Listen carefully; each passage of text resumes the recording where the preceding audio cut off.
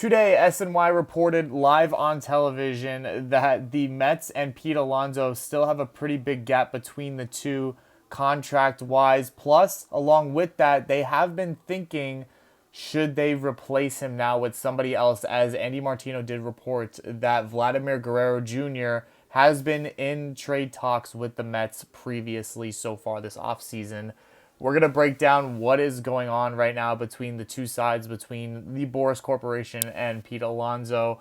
And welcome on in, everybody, to this night edition of Mets Digest with your host, Michael DeAngelo. As you see on the screen, before I get started, we are at a little over 3.6 thousand subscribers. I got to ask that you guys please subscribe down below so you guys do not have to go through scrolling through Instagram, Twitter, Facebook, all of that junk. We put it all right here in one spot for you, right here on Mets Digest. Me and Flobo Boys have been on top of everything so far this offseason, and we're going to keep it going now between this feud between the Mets and Pete Alonso. So let's get started. Now, this came from Andy Martino, SNY's analyst slash beat writer.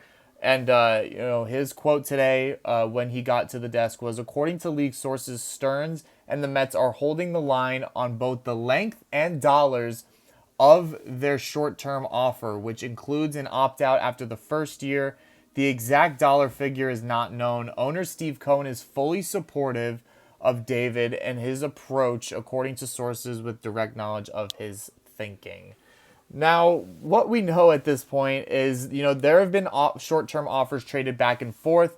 I guess now with this one, there has been an offer of a short-term deal with an opt-out after the first year. Then, Pete Alonso's agency then countered with a 3-year deal with opt-outs after each and every single year. We don't really know the dollar amount. We have heard in the past that they would like to have a Prince Fielder type of contract where it's a 6-year in the $200 million, a little over $200 million range, to where he could be getting, $24-25 million a year. So right now, we really don't know what's separating it. I'm assuming years and money are both still an issue right now. And it's really is bad to see because we just want this man back on the team already because we need protection behind Juan Soto in the lineup. And, with how much that he's done for this franchise, it is really still sad to see that we can't get a deal done. Scott Boras, being an agent for this man, was the biggest mistake Pete has made in his career thus far. This should go to show you, I've said it in previous videos, that, Scott Boras, when it comes to being an agent for a tier 2 or tier 3 player, it has not, worked out the best for any of those guys in recent history. You go take a look at back. Guys like Jordan Montgomery and Michael Conforto the year before that, a couple years before that. It is just guys like that have just not succeeded well with the Boras Corporation and getting a long-term deal. And it seems like Pete Alonso is going down that road in a sense. We see now really only 3-4 year deals being thrown back, being reported now. And so it seems most likely that a short-term deal would be coming to an agreement, if anything. But that's just all speculation. Things could change. I would love for him to be signed to 6 years, whatever, 6 or 7 years, whatever that may be, till he's like 38 years old. I don't know. I just want this man back on the team already so that we can focus on signing slightly more important parts of the team, which is bullpen, in my opinion. But, so that is all that we know with Pete Alonso right now. Now, getting into, what he said after that, and, that later on he said the Mets have spoken with Toronto Blue Jays this winter about Vlad Guerrero, league sources say. Through those sources characterize the conversations as checking in. Now, we know now that the Blue Jays are, possibly looking to shed some salary as they take on, Andres Jimenez's contract. They're going to be looking to shed salary around the place. We've seen them do it with their pitching staff already.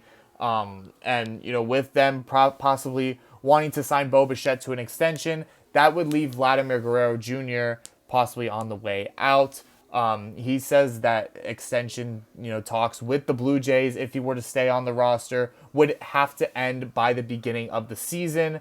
So, him still being extended by the Blue Jays is in the works, but they are just possibly gauging what type of package they could receive for him. And what we know at this point is, it's going to take a decent amount of prospects, especially after what the Yankees got for Juan Soto, or what the Yankees gave for Juan Soto.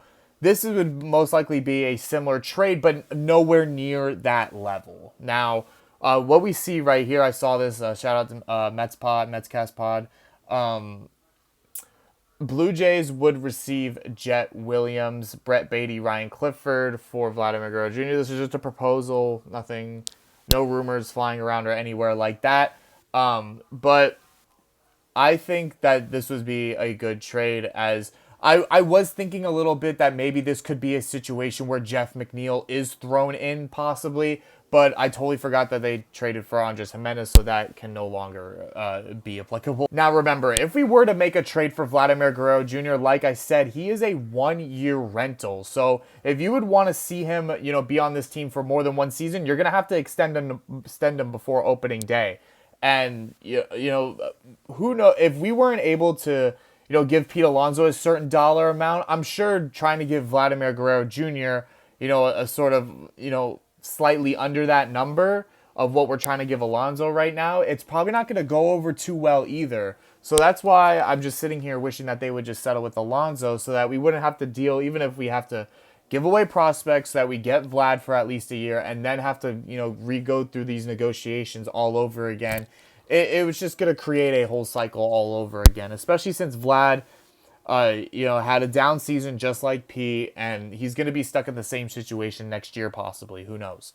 But, if you take a look at his stats for a quick second, I mean, he hit just a few home runs, or a couple home runs less than Pete last year, and around the same amount of hits as well. But you see that he is only 25 years old, so that if you were to sign him long term, you're gonna get a good amount of prime years on that, whatever that contract may be. Pete Alonso is way older than that.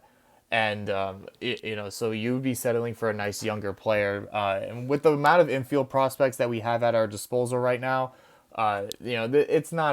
it wouldn't be a too big of a price for the Mets whatsoever. But that is all I have for you guys here today on Mets Digest. Like I said, make sure you subscribe down below so you guys can keep up to date with all the things going on in Mets off-season world. And I will see you guys in the next video. Good night, guys.